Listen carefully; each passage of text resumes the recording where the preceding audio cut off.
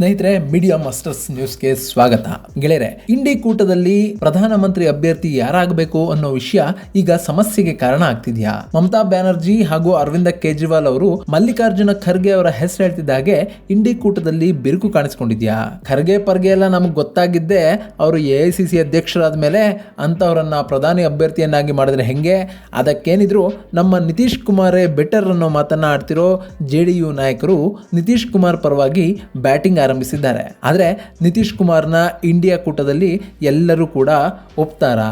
ಹಿಂದಿ ಭಾಷೆ ಕಲೀರಿ, ಅದು ರಾಷ್ಟ್ರೀಯ ಭಾಷೆ ಅಂತ DMK ನಾಯಕರನ್ನ ಗದರಿರುವ ನಿತೀಶ್ರನ್ನ DMK ಬೆಂಬಲಿಸುತ್ತಾ?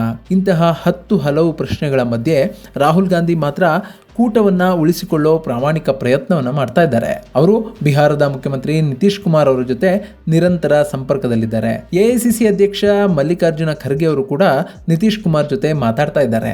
ಇಷ್ಟಾದ್ರೂ ಅಲ್ಲಿ ಕೋಪ ಶಮನ ಆಗಿಲ್ಲ. ಹಾಗಾದ್ರೆ ಕೂಸು ಹುಟ್ಟೋಕೆ ಮೊದಲೇ ಕುಲಾವಿ ಅನ್ನೋ ಹಾಗೆ ಇಂಡಿ ಕೂಟದಲ್ಲಿನ ಪ್ರಧಾನಿ ಹುದ್ದೆಗೆ ಮುಸುಕಿನ ಗುದ್ದಾಟ ಆರಂಭ ಆಗಿದೆಯಾ? ಅಲ್ಲಿ ನಿತೀಶ್ ಕುಮಾರ್ ಪ್ರಧಾನಿ ಅಭ್ಯರ್ಥಿ ಆಗೋದಕ್ಕೆ ಎಷ್ಟೆಲ್ಲ ಸಿದ್ಧತೆಗಳನ್ನ ಮಾಡ್ಕೊಂಡಿದ್ದಾರೆ? ಒಂದು ವೇಳೆ ನಿತೀಶ್ ಕುಮಾರ್ ಪ್ರಧಾನಿ ಅಭ್ಯರ್ಥಿ ಅನ್ನೋದಾದ್ರೆ ಅದಕ್ಕೆ ಯಾರ ಒಪ್ಪಿಗೆ ಸಿಗಲಿದೆ, ಯಾರು ಒಪ್ಪೋದಿಲ್ಲ ಅನ್ನೋದ್ರ ಬಗ್ಗೆ ಒಂದಷ್ಟು ಮಾಹಿತಿಯನ್ನ ನಾವಿಲ್ಲಿ ನೋಡೋಣ.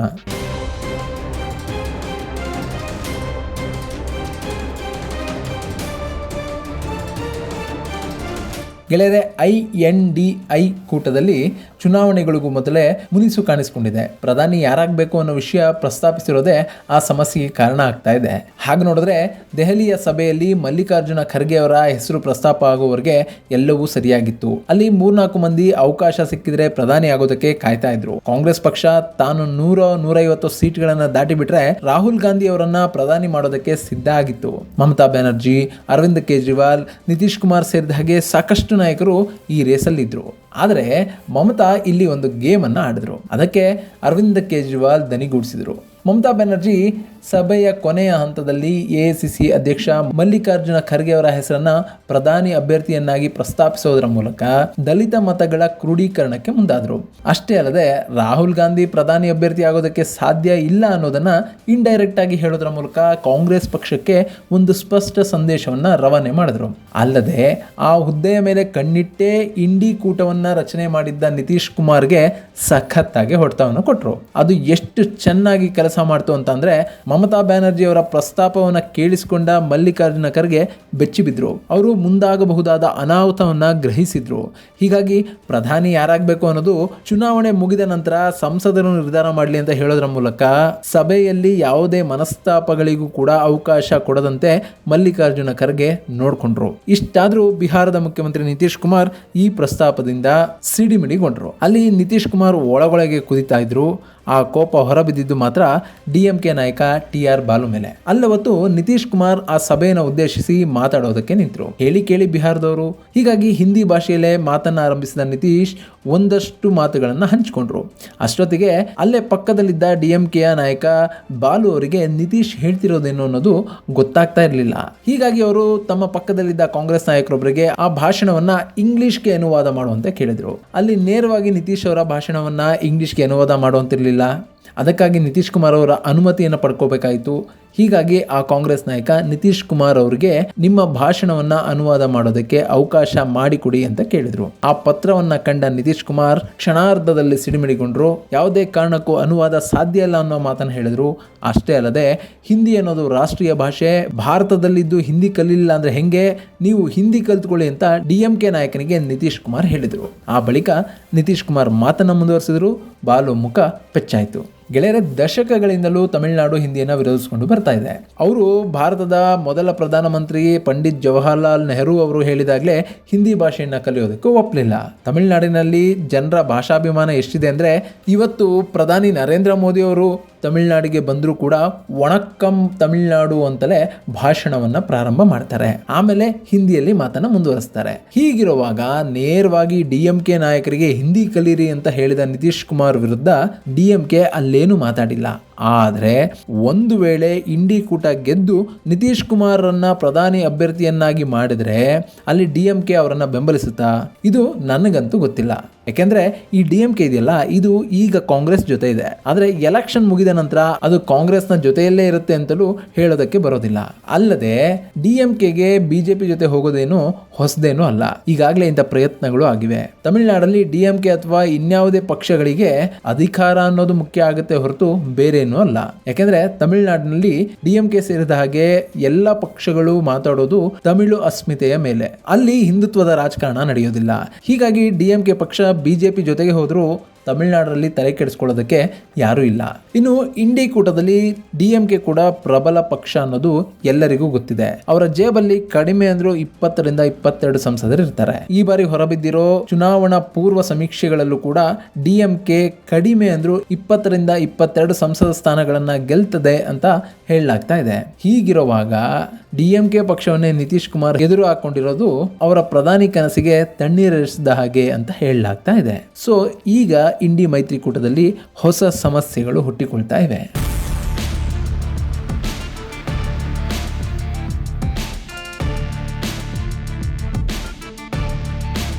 ಇನ್ನು ನಿತೀಶ್ ಕುಮಾರ್ ಜನವರಿಯ ಒಳಗೆ ಸೀಟು ಹಂಚಿಕೆ ಮಾತುಕತೆಗಳು ಫೈನಲ್ ಆಗಬೇಕು. ಆನಂತರ ಎಲ್ಲ ಪಕ್ಷಗಳು ಕೂಡ ಒಂದು ಕಾಮನ್ ಮಿನಿಮಮ್ ಪ್ರೋಗ್ರಾಮ್ ಅನ್ನ ಜಾರಿಗೆ ತರಬೇಕು. ಕೇಂದ್ರ ಸರ್ಕಾರದ ವಿರುದ್ಧ ಯಾವೆಲ್ಲ ವಿಷಯಗಳನ್ನ ಇಟ್ಕೊಂಡು ಹೋರಾಟ ಮಾಡಬೇಕು ಅನ್ನೋದನ್ನ ನಿರ್ಧಾರ ಮಾಡಬೇಕು ಅಂತ ಎಲ್ಲ ಮಾತಾಡ್ತಾ ಇದ್ದಾರೆ. ಇದು ಮೈತ್ರಿಕೂಟದ ಗೆಲುವಿಗೆ ನಿತೀಶ್ ಎಷ್ಟರ ಮಟ್ಟಿಗೆ ಪ್ರಯತ್ನ ಮಾಡ್ತಾ ಇದ್ದಾರೆ ಅನ್ನೋದನ್ನ ತೋರಿಸ್ತಾ ಇದೆ. ಇಲ್ಲಿ ನಿತೀಶ್ ಕುಮಾರ್ ಅವರ ಈ ಉತ್ಸಾಹಕ್ಕೆ ಕಾರಣ ಆಗ್ತಾ ಇರೋದು ಪ್ರಧಾನಿ ಆಗಬೇಕು ಅನ್ನೋ ನಿತೀಶ್ ಕುಮಾರ್ ಅವರ ಕನಸು. ಹಾಗೆ ನೋಡಿದ್ರೆ ನಿತೀಶ್ ಕುಮಾರ್ 2014ರಲ್ಲೇ ಪ್ರಧಾನಿ ಹುದ್ದೆಗೆ ಒಂದು ಕೈ ನೋಡೋಣ ಅನ್ನೋ ಆಸೆಯಲ್ಲಿದ್ದರು. ಆದರೆ ಅಲ್ಲಿ BJP ಪಕ್ಷ 282 ಸ್ಥಾನಗಳನ್ನು ಪಡೀತು. ಹೀಗಾಗಿ ನಿತೀಶ್ ಕುಮಾರ್ಗೆ ಆ ಅದೃಷ್ಟ ಸಿಗಲಿಲ್ಲ. ಅವತ್ತು ಮೋದಿ ಪ್ರಧಾನಿ ಆದರು. ಇಲ್ಲಿ ಮೋದಿ ಮತ್ತು ನಿತೀಶ್ ಇಬ್ಬರು ಕೂಡ ಮಹತ್ವಾಕಾಂಕ್ಷಿ ನಾಯಕರೇ. ನಿತೀಶ್ ರಾಜಕೀಯದಲ್ಲಿ ಮೋದಿಯವರಷ್ಟೇ ಚಾಣಾಕ್ಷ ಕೂಡ. ಆದರೆ ಅವರಿಗಿರುವ ಏಕೈಕ ಸಮಸ್ಯೆ ಅಂದರೆ ಅವರ JDU ಪಕ್ಷ ಅಬ್ಬಬ್ಬ ಅಂದರೆ 25 ಸೀಟ್ಗಳನ್ನು ಗೆಲ್ಬೋದು. ಅದು ಕೂಡ ಅತಿ ಹೆಚ್ಚು ಸೀಟ್ಗಳನ್ನು ಗೆದ್ರೆ ಮಾತ್ರ. ಇಲ್ಲ ಅಂದರೆ ಅವರ ಬಲ 15ರಿಂದ 18ಕ್ಕೆ ಸೀಮಿತ ಆಗುತ್ತೆ. ಸೊ 20 ಸೀಟ್ಗಳನ್ನು ಇಟ್ಕೊಂಡು ಪ್ರಧಾನಿ ಆಗೋದು ಹೇಗೆ? ಹೀಗಾಗಿನೇ ಇಲ್ಲಿವರೆಗೆ ನಿತೀಶ್ ಕುಮಾರ್ ಬಿಹಾರ ಬಿಟ್ಟು ಹೊರಗಡೆ ಬಂದಿರಲಿಲ್ಲ. ಆದರೆ ಈ ಬಾರಿ ಅವರು ಭಯಾನಕ ಪ್ಲಾನ್ ಮಾಡಿಕೊಂಡು ಕಾಂಗ್ರೆಸ್ ಪಕ್ಷವನ್ನು ಒಪ್ಪಿಸಿ ಒಂದು ವಿಪಕ್ಷಗಳ ಮೈತ್ರಿಕೂಟ ರಚನೆಯಾಗುವ ಹಾಗೆ ಮಾಡಿದರು. ಆ ಮೂಲಕ ತಾನು ಪ್ರಧಾನಿ ಆಗಬಹುದು ಅನ್ನೋ ಕನಸನ್ನು ಕಂಡರು. ಅದಕ್ಕೆ ಮಮತಾ ಬ್ಯಾನರ್ಜಿ ಮತ್ತು ಅರವಿಂದ್ ಕೇಜ್ರಿವಾಲ್ ಈಗ ತಣ್ಣೀರೆರಚುವ ಪ್ರಯತ್ನವನ್ನು ಮಾಡ್ತಾ ಇದ್ದಾರೆ. ಇದು ಗೊತ್ತಾಗ್ತಾ ಇದ್ದ ಹಾಗೆ ನಿತೀಶ್ ಕುಮಾರ್ ಗರಂ ಆಗಿದ್ದಾರೆ. ಇಲ್ಲಿ ನಿತೀಶ್ ಕುಮಾರ್ ಅವರನ್ನ ಸಮಾಧಾನ ಮಾಡೋದು ಕಾಂಗ್ರೆಸ್ ಪಕ್ಷಕ್ಕೆ ತುಂಬಾನೇ ಅಗತ್ಯ. ನಿತೀಶ್ ಹಿಂದುಳಿದ ವರ್ಗದ ನಾಯಕ. ಅವರ ವಿರುದ್ಧ ಭ್ರಷ್ಟಾಚಾರದ ಆರೋಪಗಳಿಲ್ಲ. ಹಿಂದಿ ಬೆಲ್ಟ್ನಲ್ಲಿ ಮೋದಿ ಅವರಿಗೆ ಪರ್ಯಾಯವಾಗಿ ಯಾರಾದರೂ ನಾಯಕರಿದ್ರೆ ಅದು ನಿತೀಶ್ ಕುಮಾರ್ ಮಾತ್ರ. ಹೀಗಾಗಿ ಕಾಂಗ್ರೆಸ್ ನಿತೀಶ್ರನ್ನ ಮೈತ್ರಿಕೂಟದಲ್ಲಿ ಉಳಿಸಿಕೊಳ್ಳೋ ಪ್ರಯತ್ನವನ್ನು ಮಾಡ್ತಾ ಇದೆ. ಅಲ್ಲದೆ ಹೇಗೆ ಮಮತಾ ಬ್ಯಾನರ್ಜಿ ಮಲ್ಲಿಕಾರ್ಜುನ ಖರ್ಗೆ ಅವರ ಹೆಸರನ್ನು ಹೇಳಿ ದಲಿತ ಮತಗಳ ಕ್ರೋಢೀಕರಣಕ್ಕೆ ಮುಂದಾಗಿದ್ದಾರೋ ಅದೇ ರೀತಿ ನಿತೀಶ್ ಅವರ ಫೇಸ್ ಇಟ್ಕೊಂಡು ಕಾಂಗ್ರೆಸ್ ಹಿಂದಿ ಬೆಲ್ಟ್ನಲ್ಲಿ BJPಯನ್ನು ಕಟ್ಟಿ ಹಾಕುವ ಪ್ಲಾನ್ ಅನ್ನು ಮಾಡ್ತಾ ಇದೆ. ಇನ್ನು ಮಮತಾ ಬ್ಯಾನರ್ಜಿ ಹಾಗೂ ಕೇಜ್ರಿವಾಲ್ ಸೇರಿದ ಹಾಗೆ ಹಲವು ನಾಯಕರು ತಮ್ಮ ತಮ್ಮ ರಾಜ್ಯದಲ್ಲಿ BJPಯನ್ನು ಎದುರಿಸ್ತಾರೆ. ಆದರೆ ನಿತೀಶ್ ಬೇಕಾಗಿರೋದು ಕಾಂಗ್ರೆಸ್ಗೆ, ಅದು ಕೂಡ BJPಯನ್ನು ಸೋಲಿಸೋದಕ್ಕೆ. ಹಾಗಾಗಿ ನಿತೀಶ್ರನ್ನ ಸಮಾಧಾನ ಮಾಡೋದಕ್ಕೆ ಸ್ವತಃ ರಾಹುಲ್ ಗಾಂಧಿ ಕಣಕ್ಕಿಳಿದಿದ್ದಾರೆ. ಈಗಾಗಲೇ ಸಾಕಷ್ಟು ಬಾರಿ ಫೋನ್ನಲ್ಲಿ ಮಾತಾಡಿರೋ ರಾಹುಲ್ ಗಾಂಧಿ ಎಲ್ಲ ಅನುಮಾನಗಳಿಗೆ ತೆರೆ ಎಳೆಯೋದಾಗಿ ಹೇಳಿದ್ದಾರೆ. ಅಲ್ಲದೆ ಮಲ್ಲಿಕಾರ್ಜುನ ಖರ್ಗೆ ಕೂಡ ನಿತೀಶ್ ಕುಮಾರ್ ಅವರ ಜೊತೆ ಮಾತಾಡಿದ್ದು ಚುನಾವಣೆ ಗೆದ್ದ ನಂತರ ಪ್ರಧಾನಿ ಅಭ್ಯರ್ಥಿಯ ಆಯ್ಕೆಯನ್ನು ಮಾಡಿಕೊಳ್ಳೋಣ ಅನ್ನೋ ಮಾತುಗಳನ್ನು ಹೇಳಿದ್ದಾರೆ. ಹೀಗಾಗಿ ನಿತೀಶ್ ಕುಮಾರ್ ಸ್ವಲ್ಪ ಮಟ್ಟಿಗೆ ಸಮಾಧಾನ ಆಗಿದ್ದಾರೆ ಅಂತ ಹೇಳಲಾಗ್ತಾ ಇದೆ.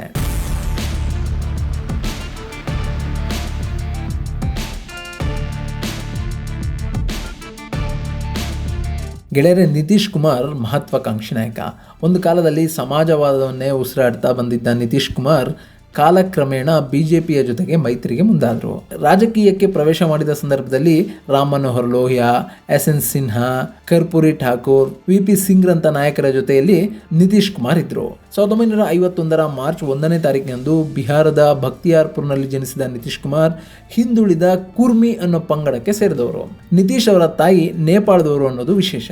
ಇನ್ನು ನಿತೀಶ್ ಕುಮಾರ್ 1972ರಲ್ಲಿ ಬಿಹಾರ್ ಇಂಜಿನಿಯರಿಂಗ್ ಕಾಲೇಜ್ನಲ್ಲಿ ಎಲೆಕ್ಟ್ರಿಕಲ್ ಇಂಜಿನಿಯರಿಂಗ್ ಪದವಿಯನ್ನು ಪಡೆದರು. ಆ ಬಳಿಕ ನಿತೀಶ್ ಕುಮಾರ್ ಜೆಪಿ ಮೂವ್ಮೆಂಟ್ನಲ್ಲಿ ಭಾಗಿಯಾದರು. 1885ರಲ್ಲಿ ಹರ್ನಾಟ್ ಕ್ಷೇತ್ರದಿಂದ ಮೊದಲ ಬಾರಿಗೆ ವಿಧಾನಸಭೆಗೆ ಆರಿಸಿ ಬಂದರು. ಇನ್ನು 1996ರಲ್ಲಿ ಬರ್ಹ್ ಲೋಕಸಭಾ ಕ್ಷೇತ್ರದಿಂದ ಲೋಕಸಭೆಗೆ ಆರಿಸಿ ಬಂದ ನಿತೀಶ್ ಆ ಬಳಿಕ ಬಿಜೆಪಿಯ ಜೊತೆ ಸ್ನೇಹವನ್ನ ಮುಂದುವರಿಸಿದ್ರು. 1999ರ ಹೊತ್ತಿಗೆ ಜನತಾದಳ ಹೊಡೆದು ಹೋಗಿತ್ತು. ನಿತೀಶ್ ಕುಮಾರ್ ಜನತಾದಳ ಯುನೈಟೆಡ್ ಅನ್ನ ಸಂಘಟಿಸಿಕೊಂಡು ಬಿಜೆಪಿಯ ಜೊತೆ ಸಖ್ಯ ಮುಂದುವರಿಸಿದ್ರು. ಆ ಲೋಕಸಭಾ ಚುನಾವಣೆಯಲ್ಲಿ ಲಾಲು ಪ್ರಸಾದ್ರ RJD ನೆಲ ಕಚ್ಚಿತ್ತು. ನಿತೀಶ್ಗೆ ಭರ್ಜರಿ ಗೆಲುವು ಕೂಡ ಸಿಕ್ತು. 2000ರಲ್ಲಿ 7 ದಿನಗಳ ಕಾಲ CM ಆಗಿದ್ದ ನಿತೀಶ್ ಆ ನಂತರ ಕೇಂದ್ರದಲ್ಲಿ ರೈಲ್ವೆ ಸಚಿವರಾಗಿ, ಸಾರಿಗೆ ಸಚಿವರಾಗಿ, ಕೃಷಿ ಸಚಿವರಾಗಿ ಕಾಣಿಸಿಕೊಂಡರು. 2005ರಲ್ಲಿ ಬಿಹಾರದ ಮುಖ್ಯಮಂತ್ರಿಯಾಗಿ ಆಯ್ಕೆಯಾದ ನಿತೀಶ್ ಕುಮಾರ್ 2014ರವರೆಗೂ ಮುಖ್ಯಮಂತ್ರಿಯಾಗಿ ಆಯ್ಕೆ ಆಗ್ತಲೇ ಬಂದರು. ಇನ್ನು 2014ರಲ್ಲಿ ಕಾರಣಾಂತರಗಳಿಂದ ತಮ್ಮ ಆಪ್ತ ಜಿತನ್ ರಾಮ್ ಮಾಂಜಿಯನ್ನ ಮುಖ್ಯಮಂತ್ರಿ ಹುದ್ದೆಗೆ ಏರಿಸಿದ ನಿತೀಶ್ 2015ರಲ್ಲಿ ಮತ್ತೆ ಬಿಹಾರದ ಮುಖ್ಯಮಂತ್ರಿಯಾದರು. ಅಲ್ಲಿಂದ ಇಲ್ಲಿವರೆಗೆ ನಿತೀಶ್ ಕುಮಾರ್ ಬಿಹಾರದ ಮುಖ್ಯಮಂತ್ರಿಯಾಗಿದ್ದಾರೆ. ಅಲ್ಲಿ ನಿತೀಶ್ ಬಿಜೆಪಿ ಜೊತೆಗೂ ಸರ್ಕಾರ ಮಾಡಿದ್ದಾರೆ, ಕಾಂಗ್ರೆಸ್ ಹಾಗೂ RJD ಜೊತೆಗೂ ಸರ್ಕಾರ ಮಾಡಿದ್ದಾರೆ. ಆದರೆ CM ಹುದ್ದೆಯನ್ನು ಮಾತ್ರ ಯಾರಿಗೂ ಬಿಟ್ಕೊಟ್ಟಿಲ್ಲ. ಅಷ್ಟರ ಮಟ್ಟಿಗೆ ನಿತೀಶ್ ಕುಮಾರ್ ಬಿಹಾರ್ನಲ್ಲಿ ತಮ್ಮ ಹೋಲ್ಡನ್ನು ಇಟ್ಕೊಂಡಿದ್ದಾರೆ. 18 ವರ್ಷಗಳ ಕಾಲ ಬಿಹಾರದ CM ಆಗಿರೋ ನಿತೀಶ್ ಕುಮಾರ್ ಬಿಹಾರದಲ್ಲಿ ಸಾಕಷ್ಟು ಬದಲಾವಣೆಗಳನ್ನು ತಂದಿದ್ದಾರೆ. ಜಂಗಲ್ ರಾಜ್ನಂತಿದ್ದ ಬಿಹಾರವನ್ನು ಯಾರಾದರೂ ಬದಲಿಸೋದಕ್ಕೆ ಪ್ರಯತ್ನ ಮಾಡಿದ್ದಾರೆ ಅಂದರೆ ಅದು ನಿತೀಶ್ ಕುಮಾರ್ ಮಾತ್ರ ಅನ್ನೋದು ಬಿಹಾರದ ಜನರ ಅನಿಸಿಕೆ. ಹೀಗೆ ಉತ್ತಮ ಹಾಗೂ ಭ್ರಷ್ಟಾಚಾರ ರಹಿತ ಆಡಳಿತವನ್ನು ಕೊಟ್ಟಿರೋ ನಿತೀಶ್ ಕುಮಾರ್ ಈಗ ಪ್ರಧಾನಿ ಆಗೋದಕ್ಕೆ ಹೊರಟಿದ್ದಾರೆ. ಆದರೆ ಅದಕ್ಕೆ ಇಂಡಿ ಕೂಟದ ಇನ್ನಿತರೆ ಮಿತ್ರ ಪಕ್ಷಗಳು ಬಿಡುತ್ವಾ? ಹಾಗಾಗಬೇಕು ಅಂದರೆ ಇಂಡಿ ಕೂಟ ಮೊದಲು 2024ರ ಎಲೆಕ್ಷನ್ನಲ್ಲಿ ಹೆಚ್ಚು ಸ್ಥಾನಗಳನ್ನು ಗೆಲ್ಲಬೇಕು. ಒಂದು ವೇಳೆ ಕಾಂಗ್ರೆಸ್ ಪಕ್ಷ 100ರಿಂದ 150 ಸೀಟ್ಗಳನ್ನು ಪಡೆದು ಬಿಟ್ರೆ ಅಲ್ಲಿಗೆ ನಿತೀಶ್ರ ಕನಸಾಗಿ ಉಳಿಯುತ್ತೆ. ಮುಂಬರುವ ಚುನಾವಣೆಯಲ್ಲಿ ಕಾಂಗ್ರೆಸ್ ಪಕ್ಷ ಹೆಚ್ಚು ಸೀಟ್ಗಳನ್ನು ಗೆಲ್ಲಬಾರದು, ಇಂಡಿಯಾ ಕೂಟ ಮಾತ್ರ ಹೆಚ್ಚು ಸ್ಥಾನಗಳನ್ನು ಗೆಲ್ಲಬೇಕು. ಹಾಗಾದಾಗ ನಿತೀಶ್ಗೆ ಒಂದು ಚಾನ್ಸ್ ಇದೆ. ಬಟ್ ನಿತೀಶ್ ಪ್ರಧಾನಿಯನ್ನಾಗಿ ಮಾಡೋದಕ್ಕೆ ಮಮತಾ ಬ್ಯಾನರ್ಜಿ, ಅರವಿಂದ್ ಕೇಜ್ರಿವಾಲ್, DMKಗಳು ಒಪ್ಪುತ್ವ ಅನ್ನೋದೇ ಯಕ್ಷ ಪ್ರಶ್ನೆ. ಇದಕ್ಕೆ ಇನ್ನು ಕೆಲವೇ ತಿಂಗಳಲ್ಲಿ ಉತ್ತರ ಸಿಗಲಿದ್ದು ಅಲ್ಲಿವರೆಗೂ ಕಾದು ನೋಡಬೇಕು.